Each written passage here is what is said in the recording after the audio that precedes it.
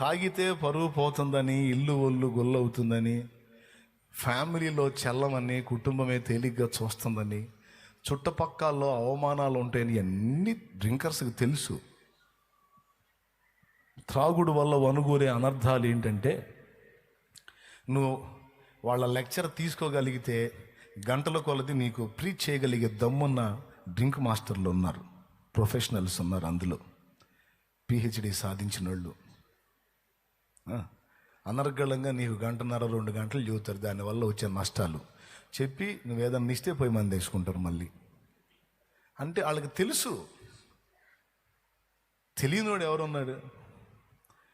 అయితే వాళ్ళకి ఏం తెలియదంటే, వాళ్ళు కూడా మీరు కావాలంటే కళ్ళి చూడండి, నాకు మారాలనే ఉంది కానీ నేను మానలేకపోతున్నాను.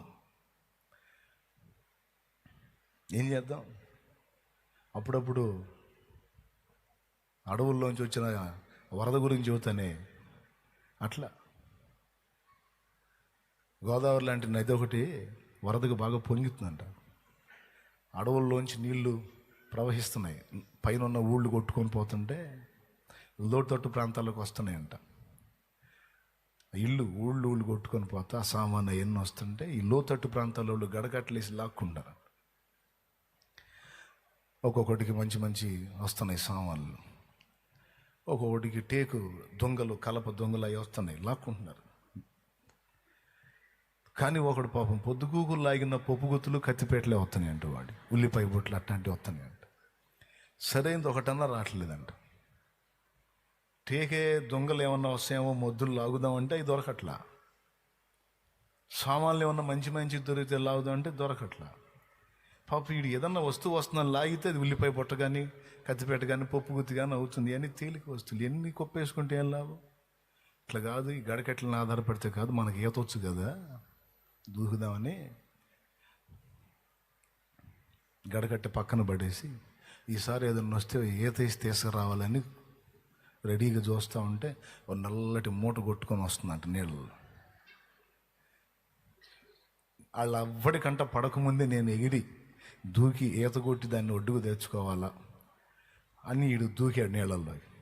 ఒడ్డునోళ్ళు అంటారు, రే ఎందుకురా అంత దురాశ, పప్పు గుత్తులు కచ్చిపెట్టలు అంటే ఏం ఊరకుండా అంటారా, ఏదో ఒకటి ఊరకొచ్చేది, నీకేం తీసుకోరాదా, ఎందుకురా నీళ్ళలో అంతలావున ఏరు బారుతుంటే ఎందుకురా అన్నారు వాళ్ళు. ఉన్నాడు రావు, ఒకటన్నా సరైంది పట్టకపోతే ఇంకేమన్నా ఉందా అని ఈదుకుంటూ పోయాడు దాని దగ్గరికి. ఆ నల్లటి మూట మీద చెయ్యేసాడు.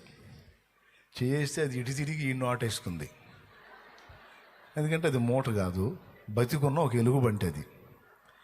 పైన అడవుల్లో ఈ వరదల దెబ్బకి ఎక్కడ ఆగాలో దానికి దారి దొరక్క ఊపిరి బిగబట్టి అలా వచ్చేస్తుంది నీళ్ళల్లో. ఈడిపోయి దాని మీద చెయ్యేసాడు. అదేమనుకుంది, ఏ చెట్టు కొమ్మ తగిలిందో, ఏ ముద్దు తగిలిందో బతుకు జీవుడాన్ని టపీమని ఇడి తిరిగి ఎండి పట్టుకుంది. ఈ ఎలుగుబంటి పట్టు అంటే మామూలు పట్ట, వీడికి ఇలాగ మహా ఈతగాడే కానీ కాళ్ళు అట్లా చెయ్యట్లా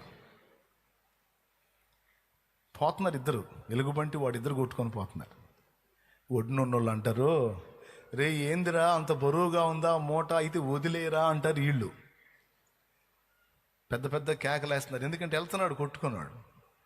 వాడు 2 చేతులు చూపించి నేను ఎప్పుడో వదిలేరో అంటున్నాడు. వాడు నేను ఎప్పుడో వదిలేసా, అదే నన్ను పట్టుకుంది, ఏందిరా ఎలుగుబంటి. ఇంకేడ బతుకుతాడు వాడు? పాపం అనేది సరదాగా ఆళ్ళతో ఏళ్ళతో కలిసి పాపం పోయి ఆ త్రాగుడి మీదో, ఆ డ్రగ్స్ మీదో, ఈ బలహీనతలు ఏవైతే ఉన్నాయో వాటి మీద ఆ టేస్తాడు చెయ్యి వేసేంతవరకు అతని పని. అది ఎలుగుబంటి కదా, పట్టేసుకుంటుంది. దాని చేతుల్లో చిక్కుకొని దాని నుంచి విడుదల పొందడానికి విలవిలలాడిపోతున్నారు. నువ్వు ఎంత తిడితే ప్రయోజనమే ఉంది, ఎంత నిందిస్తే ప్రయోజనమే ఉంది, ఎంత వెటకారంగా, హేళనగా, అవమానంగా చేదరించుకొని మాట్లాడితే ఏం ప్రయోజనమే ఉంది? ఇంకొంచెం ఎక్కువ బలహీనతలోకి వెళ్ళిపోతాడు. నా వాళ్ళు కూడా నన్ను అర్థం చేసుకోవట్లా, నేను దీనికి బానిసనయ్యాను, నా బ్రతికెలా అయిపోయింది అని. కొంతమంది ఆ తాగేదానిలోనే అంత విషం వేసుకొని చచ్చిపోయే వాళ్ళు కూడా ఉన్నారు. ఇప్పుడు పాయింట్ ఏంటి? వాళ్ళని తిట్టటమా, దూషించటమా, ద్వేషించటమా, విమర్శించటమా, హేళన చేయటమా, లేకపోతే దాని నుంచి బయటపడే దారి వాళ్ళకి చూపించటమా? అదే యేసు సువార్తను వ్యాపింపజేసావు అనుకో, యేసయ్య ప్రేమను, యేసయ్య ఇచ్చేటువంటి ఆ నూతన జీవితాన్ని, ఆ క్రొత్త జీవితాన్ని, ఆ శుభప్రదమైన భవిష్యత్తుని, ఒక ఆశీర్వాదకరమైన జీవితాన్ని క్రీస్తు నీకు ఇవ్వగలడు అన్న నిరీక్షణ నువ్వు ఇవ్వగలిగితే అవతలోడు ఆలోచనలో పడతాడు.